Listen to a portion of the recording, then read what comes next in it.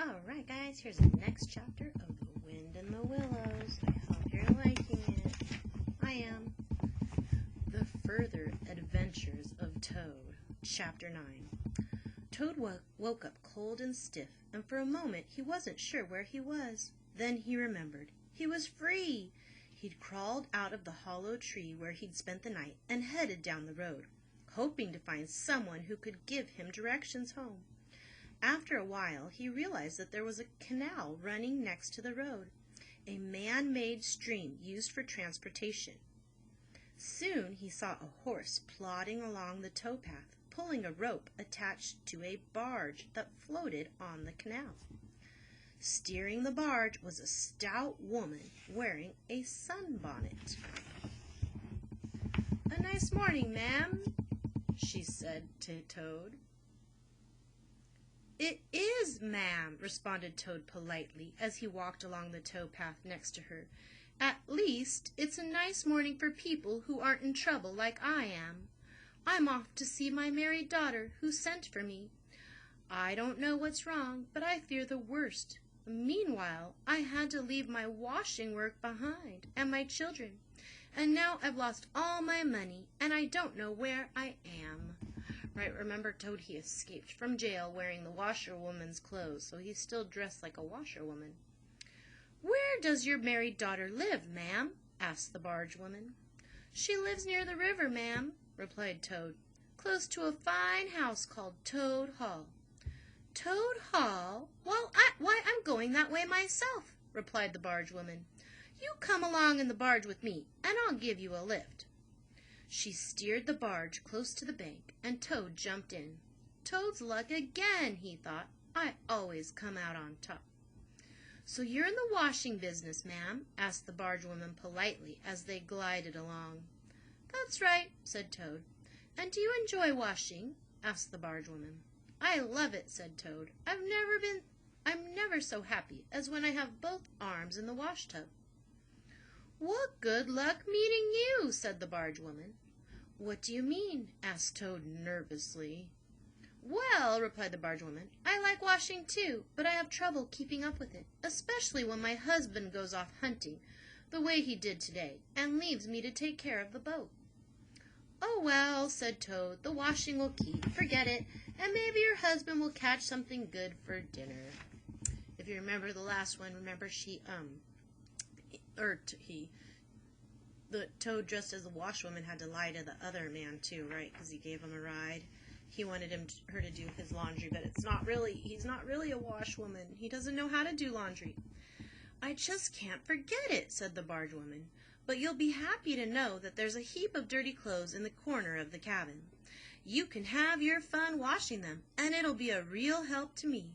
There's a tub and soap and a bucket to haul up water from the canal. Then I'll know you're enjoying yourself instead of just sitting here bored." "Why don't you let me steer?" said Toad. "Then you can do the washing your own way." "Let you steer?" replied the barge woman, laughing. "It takes some practice to steer a barge right. Besides, it's boring work, and I want you to be happy. No, you do the washing, and I'll stick to steering." Toad was cornered. He thought about trying to jump off the barge, but it was too far from the bank. "Oh, well," he thought, "I suppose any fool can wash." He got the tub and the soap and the dirty clothes and started in, but Toad could not figure out how to get the clothes clean. He splished and splashed and kept losing the soap in the sudsy water. His back was aching and his paws were getting all crinkly. Finally, the barge woman began to laugh. She laughed so hard she could hardly talk. "I've been watching you all the time," she gasped. "Some washerwoman you are." Toad lost his temper. You barge woman," he shouted. "Don't you dare talk to me like that. Washerwoman indeed. I am a Toad, a very well-known, respected, distinguished Toad, and I will not be laughed at by a barge woman." The woman moved nearer to him and looked under his bonnet. "Why, so you are," she cried. "Well, I never!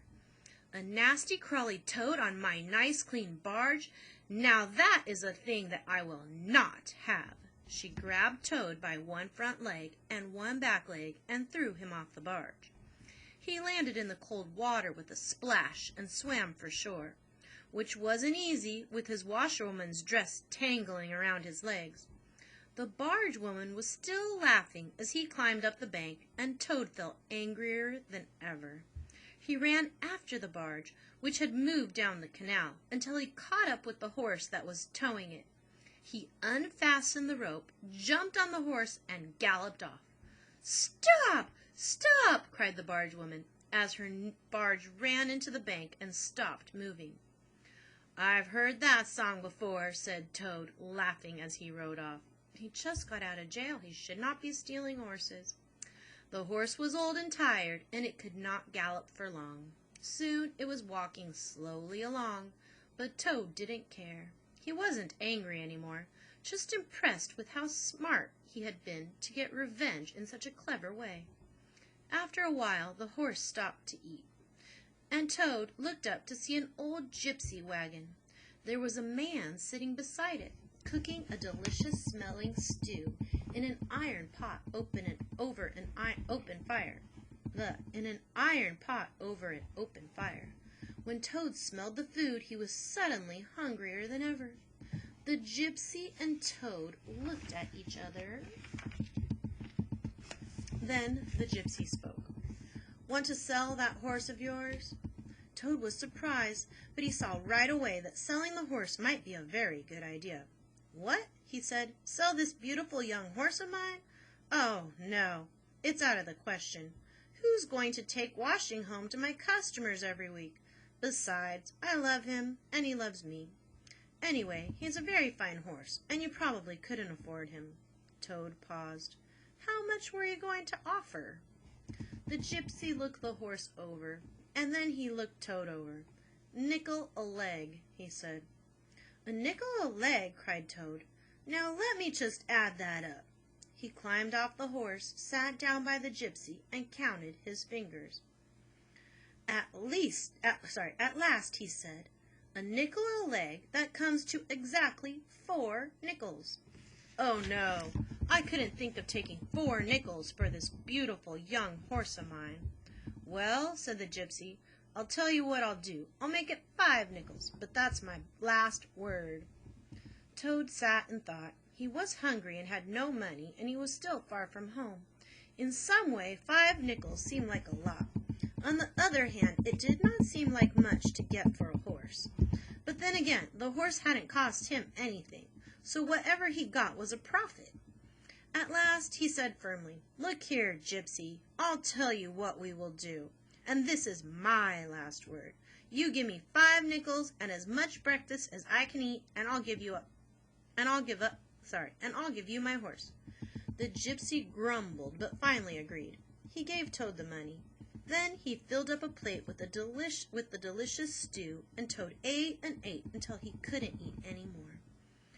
By the time Toad said goodbye to the gypsy and the horse, he felt much better. His stomach was full, his clothes were dry, and he had money in his pocket. As he walked along, he thought of his adventures and escapes, and how, when things seemed to be at their worst, he had always managed to find a way out. He began to swell with pride. "Ho, ho," he said to himself as he marched along with his chin in the air. "What a clever Toad I am. My enemies shut me up in prison. I walk out.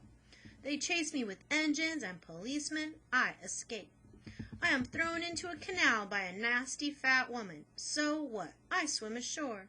I steal her horse, and I sell it for a whole pocketful of money and an excellent breakfast. Ho, ho, I am Toad, the handsome, the popular, the successful Toad."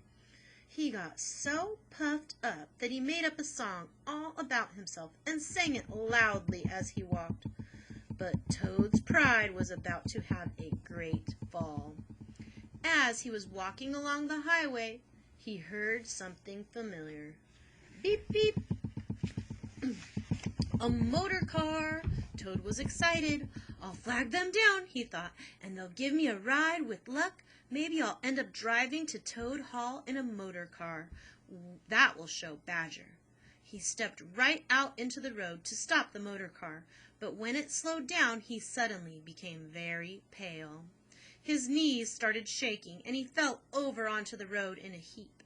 The car was the very one he had stolen from the restaurant. "Oh, what a stupid Toad I have been! Now I'll end up back in jail," he moaned. The motor car came closer and stopped. Two men got out and looked at Toad, and one of them said, "Oh dear, this is very sad. Here is a poor old washerwoman who has fainted in the road. Let's lift her into the car and take her to the village." Carefully, they lifted Toad into the motor car and propped him up with soft cushions. Then they headed off again. Toad's courage came back as soon as he knew that his disguise had fooled them. He opened his eyes.